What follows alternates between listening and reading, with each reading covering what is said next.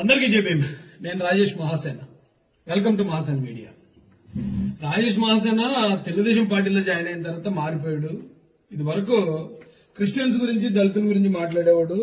ఇప్పుడు క్రిస్టియన్స్ కి దళితులకి వ్యతిరేకంగా ఆ భావజాలకు వ్యతిరేకంగా మారిపోయాడు అని చెప్పి కొంతమంది అంటున్నారండి. అయితే వాళ్ళు అంటున్న మారిపోవడం వేరు, నేను అంటున్న మారడం వేరు. ఎస్, నేను మారాను. మారడానికి మారిపోవడానికి ఉన్న తేడా ఏంటో ఈ వీడియో చివరి చెప్తాను. ఇప్పుడు చాలా మంది అనేది ఏంటండి, అంబేద్కరిజం పేరుతో కొంతమంది చేస్తున్న పోరాటానికి రాజేష్ మహాసేన సపోర్ట్ చేయట్లేదు అంటున్నారు. దళితయిజం పేరుతో చేస్తున్న పోరాటాలకు సపోర్ట్ చేయట్లేదు, క్రిస్టియనిజం పేరుతో చేస్తున్న పోరాటాలకు సపోర్ట్ చేయట్లేదు. అందుకే మొన్న దళిత క్రైస్తవ సభ పెట్టిన జాడ శ్రవణ్కి అలాగే రవణ్కి ఇతను సపోర్ట్ చేయకుండా మాట్లాడుతున్నాడు అంటున్నారు. నాకు తెలియక అడుగుతానండి, ఒక చిన్న వాస్తవాన్ని మీ అందరికీ ఈ రోజు చెప్పే ప్రయత్నం చేస్తాను. టెర్రరిజానికి మనం సపోర్ట్ చేస్తామా, లేదా ఎక్స్ట్రీమిజానికి? అంటే కొంతమంది జై శ్రీరామ్ అంటూ దాడులు చేస్తూ ఉంటారు, మనమే చాలాసార్లు వ్యతిరేకించాం. అలాగే క్యాస్టిజానికి మనం సపోర్ట్ చేస్తామా? అంటే కులం, మేము పెద్ద కులం, మీరు చిన్న కులం, మీరు అనగాని కులం, మీరు అంటరాని కులాలు అనే క్యాస్టిజానికి కూడా మనం సపోర్ట్ చేయం. అయితే మీరు అడగొచ్చు, ఏమంటే ఇక్కడ అంబేద్కర్ పేరుతో జరిగే పోరాటానికి, యేసు ప్రభు పేరుతో జరిగే పోరాటానికి, అలాగే టెర్రరిజానికి, క్యాస్టిజానికి దానికి ఏంటి మీరు ఇద్దరు రెండింటికి లింక్ పెడుతున్నారు అనొచ్చు. ఇక్కడే ఉందండి అసలైన పాయింట్. టెర్రరిజం కొద్దిమంది ముస్లింలు ఏ పేరుతో చేస్తారు? వాళ్ళ సొంత పేర్లు పెట్టుకుని చేయరు. వాళ్ళు ఏం చేస్తారంటే ఈ ప్రపంచాన్ని అల్లా రాజ్యంగా సృష్టిస్తాం అంటారు కొద్దిమంది. చాలా తక్కువ మంది ఉంటారు. దాదాపు ఈ ప్రపంచంలో 200 దేశాలుంటే 50 దేశాలు ముస్లిం దేశాలుంటే కేవలం 2-3 దేశాలు మాత్రమే ఈ టెర్రరిజాన్ని ప్రోత్సహిస్తాయి. కానీ బ్యాడ్ నేమ్ మాత్రం మొత్తం ముస్లిం కమ్యూనిటీకి వస్తుంది. అలాగే ఎక్స్ట్రీమిజం, ఎవరైతే జై శ్రీరామ్ పేరుతో దాడులు చేస్తూ ఉంటారో హిందువులందరూ అలాగేం చేయరు. కానీ కొద్దిమంది అలా చేయడం ద్వారా అది ఆ హిందువులకి, హిందూ మతానికి కూడా ఒక్కొక్క పరిస్థితిలో చెడ్డపేరు తీసుకొచ్చే పరిస్థితి ఉంటుంది. ఇక క్యాస్టిజం కూడా, ఇప్పుడు వాళ్ళు జై శ్రీరామ్ అని దేవుడి పేరు చెప్పి చేస్తారు ఆ దాడి. ఇది ఎక్స్ట్రీమిజంలో కూడా. ఈ క్యాస్టిజం అంటే మనుధర్మశాస్త్రం. మనుధర్మశాస్త్రం అంటే మత గ్రంథం చెప్పింది కాబట్టి మేము చేస్తున్నాం అంటారు. దాన్ని కూడా మనం వ్యతిరేకిస్తాం కదా.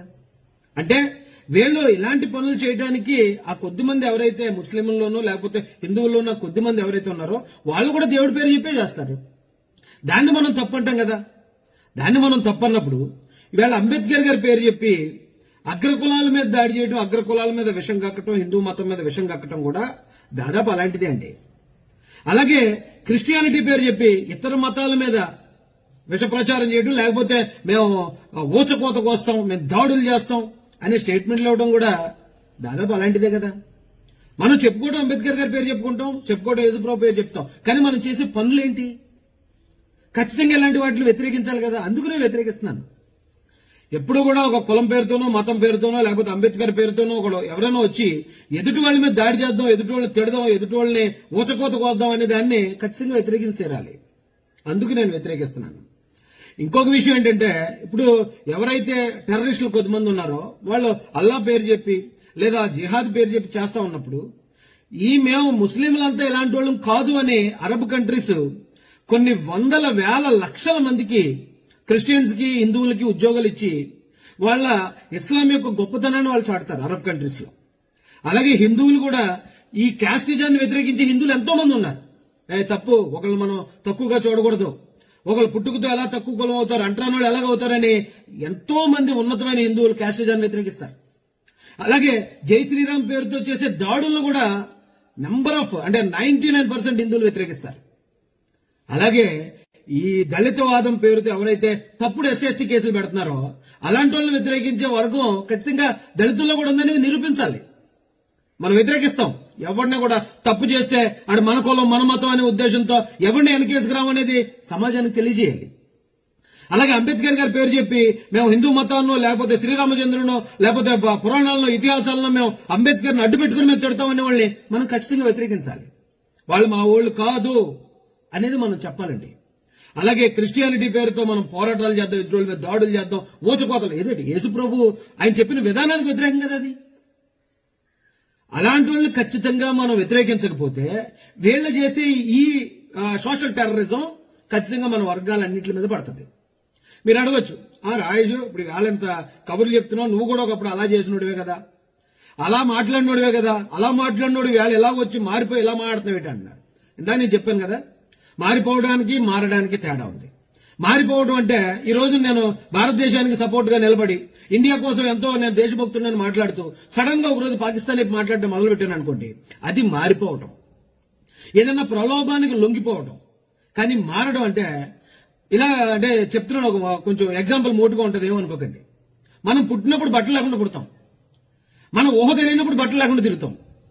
అప్పుడు మనం బట్టలు లేకుండా తిరిగాం కాబట్టి గాడిదలో ఎదిగిన తర్వాత కూడా నేను బట్టలు లేకుండా తిరుగుతాను, నేను మారను, నేను అలాగే ఉంటాను అంటే తీసుకెళ్లి మెంటల్ హాస్పిటల్లో పెడతారు. కానీ మన వయసుకు తగ్గట్టు పరిస్థితులకు తగ్గట్టు మనం బట్టలు వేసుకుంటాం, మనం ఒక పద్ధతిగా ఉంటాం, సంస్కారవంతంగా మన వయసు పెరిగే కొద్దీ దాన్ని మారడం అంటారు. అంటే పరిస్థితులకు తగ్గట్టు వయసుకు తగ్గట్టు మారడం. ఇక్కడ కూడా నేను ఇంతకుముందు అలా మాట్లాడినోడ్నే, అలా మాట్లాడి పరిస్థితులకి నేను చూశాను కాబట్టి ఇక్కడ మనం అనుకుంటున్నట్టు మనకు మోటివేట్ చేసినట్టు హిందువులో లేకపోతే మరొక అగ్రవర్ణాల్లో అంత దారుణంగా ఇప్పుడు లేరు కాబట్టి పరిస్థితులకు తగ్గట్టు నేను మారాను. మీరు కూడా అలా మారండి అంటున్నాను. ఒకవేళ మీరు మారకపోతే ఖచ్చితంగా అదే అంబేద్కర్ గారు రాసిన రాజ్యాంగం ప్రకారం మీరు నేరస్తులు అవుతారు అని చెప్తున్నాను. నేను ఎక్కడ బైరి నరేష్ దగ్గర నుంచి చెప్తున్నాను, బైరి నరేష్ అరెస్ట్ అయిన దగ్గర నుంచి చెప్తున్నాను. ఈవేళ రావణ్ అరెస్ట్ వరకు కూడా వచ్చింది. మారండి. మారడానికి మారిపోవడానికి తేడా గమనించండి. మనం అంబేద్కరిజం బోధించాలంటే అంబేద్కర్ గారు చెప్పిన విధానాన్ని బోధించి సమీకరించి పోరాడు చెప్పాలి. మనం యేసుప్రభు గురించి మాట్లాడాలంటే ఆయన నేర్పించిన ప్రేమ, శాంతి, పొరుగువాడిని ప్రేమించడం అనేది నేర్పించాలి తప్ప ఇతర కులాలను దూషించడం, ఇతర మతాలను దూషించడం, మత గ్రంథాలను దూషించడం, వాళ్ళను ఊచకోత కోసనంటం అనేది అది క్రిస్టియానిటీ కాదు, అంబేద్కరిజం అనిపించుకోదు. అలా ఎవరైనా చేస్తే క్రిస్టియానిటీని అంబేద్కరిజాన్ని ఉపయోగించుకుని వాళ్ళు కూడా తీవ్రవాదులే అనేది ఖచ్చితంగా వాళ్ళు తెలుసుకోవాలి. లేకపోతే సమాజం తెలుసుకుంటది, చట్టం తెలుసుకుని తగు చర్యలు తీసుకుంటది. ఈ మార్పు మీ అందరిలో రావాలని కోరుకుంటూ జై భీమ్, జై భారత్, జై జై మహాసేన, జై తెలుగుదేశం, జై చంద్రబాబు, జై జై లోకేష్ అన్న.